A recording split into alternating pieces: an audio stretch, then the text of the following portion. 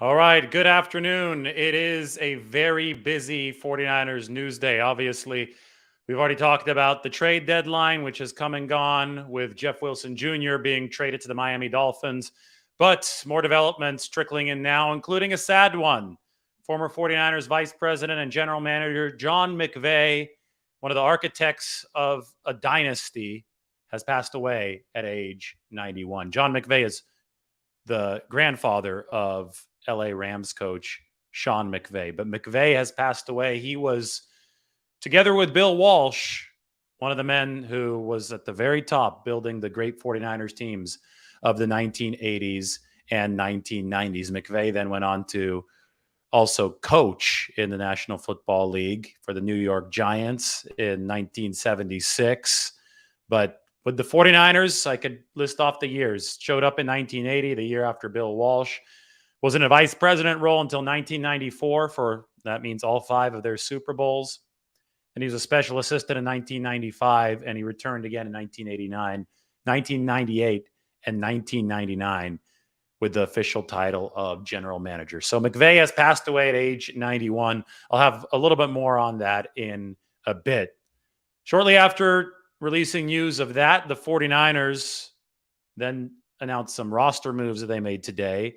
They have released Malik Turner from their practice squad, the wide receiver, and defensive tackle Akeem Spence. Turner had no more active roster weekend activations left. You only have 3 of those where they could call you up from the practice squad to the active roster. So he wouldn't have been able to be flexed up in the practice squad. So the 49ers at a certain point, because they needed to make some extra room in the practice squad to bring somebody with flexibility in, and that was Willie Snead, who they re-signed today, who was on the active roster for the game, 21 snaps, cut him. They re-signed Willie Snead to make room. They cut Malik Turner because he had no more flexibility left on the practice squad. So those 3 moves just happened. That, of course, happened after the Jeff Wilson trade. We can take a look at the roster right here. I actually have not made the moves on the 49ers roster, so I could do them in real time. This is by design. So first, the 49ers released Malik Turner. So go over here. You see Malik Turner on the 49ers roster in the practice squad column. We will erase Malik right there. And then they also cut Akeem Spence, defensive tackle. Now, Akeem Spence, he was on the 53-man roster. A little bit more context here. See T.Y. McGill. I have him highlighted in green because he was one of their 2 weekend activations from the practice squad, temporary elevations. T.Y. McGill was the pickup who was originally with the Minnesota Vikings this offseason, 3.5 sacks in the preseason. McGill was flexed up for the first time in this game, got a few snaps, and it is very likely that the 49ers have deemed that he's better than Akeem Spence, that he's surpassed Spence on their depth chart. So that meant that they released Spence. That brings the 49ers down to 50 players on their 53-man roster. So 3 openings after that move, with McGill still on the practice squad. McGill still has 2 more practice squad elevations left because they've only used 1. So I know that the team is also waiting for other defensive tackles to get back. Eric Armstead is currently hurt. Maybe he comes back on November 13th.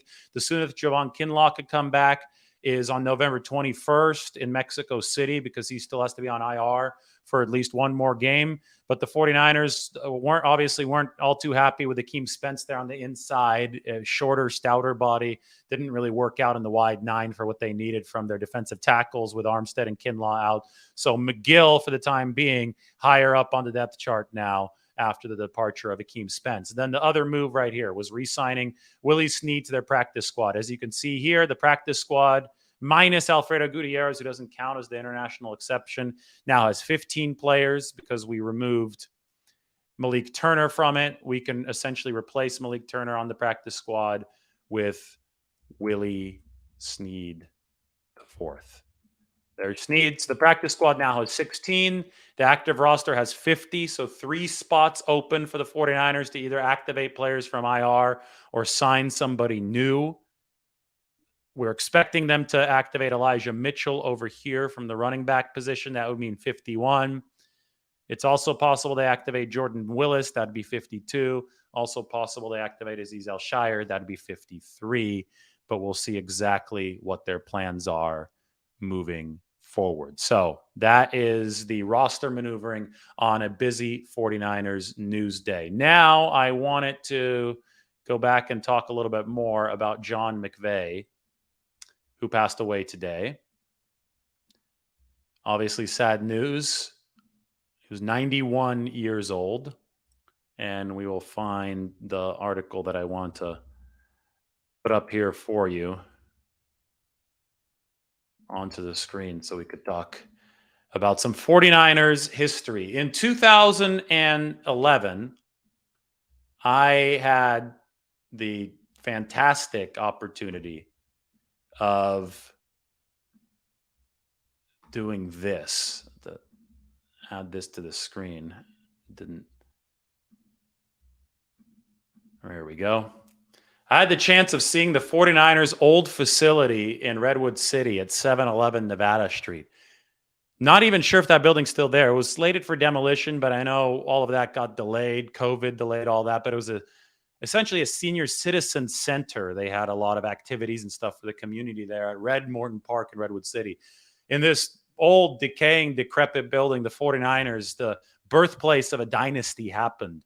That's where they won their first 2 Super Bowls. They didn't win the Super Bowls in the building, but they trained there. They had a weight room there where Fred Dean used to smoke cigarettes, locker rooms, equipment room, practice fields, obviously, even an attic where supposedly Steve Young and Jerry Rice snuck up to the top and etched their names into the wood. I tried to go up to the attic, but there were so many cords and wires on the floor, and it was like 105 degrees up there because it was the middle of the summer when I went. I decided it would probably be a bad idea if A, I went up there and got tangled in the cords and stuck in the 105-degree heat, and B, the building was falling apart to the level where I was afraid that if I crawled into the attic, I would just fall through the ceiling. So neither of those two things would have been good. So I didn't see where Steve Young and Jerry Rice allegedly carved their names into the wood. But I did tour the building with former 49ers running back and special teams ace Bill Ring, who now works a finance job in San Francisco. And we went through Bill Walsh's office. We went through all these awesome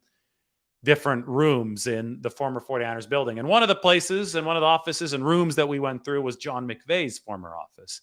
You see, Bill Walsh gets a lot of the media headlines, but John McVay was just as instrumental in building those great 49ers teams of the 80s. So if you want to read this, I'm going to put the link into the comments section. This was just so much fun to go through that building with so much history, and a good chance now to call back onto that with former 49ers general manager John McVay passing away at age 91. The 49ers released a statement today talking about how important McVay was to building their dynasty. All right, so on that note, a sad note, we'll sign off. It is a busy 49ers news day, but this obviously is the lead for the 49ers on this day. John McVay passes away. We'll talk to you all soon. Thanks for watching.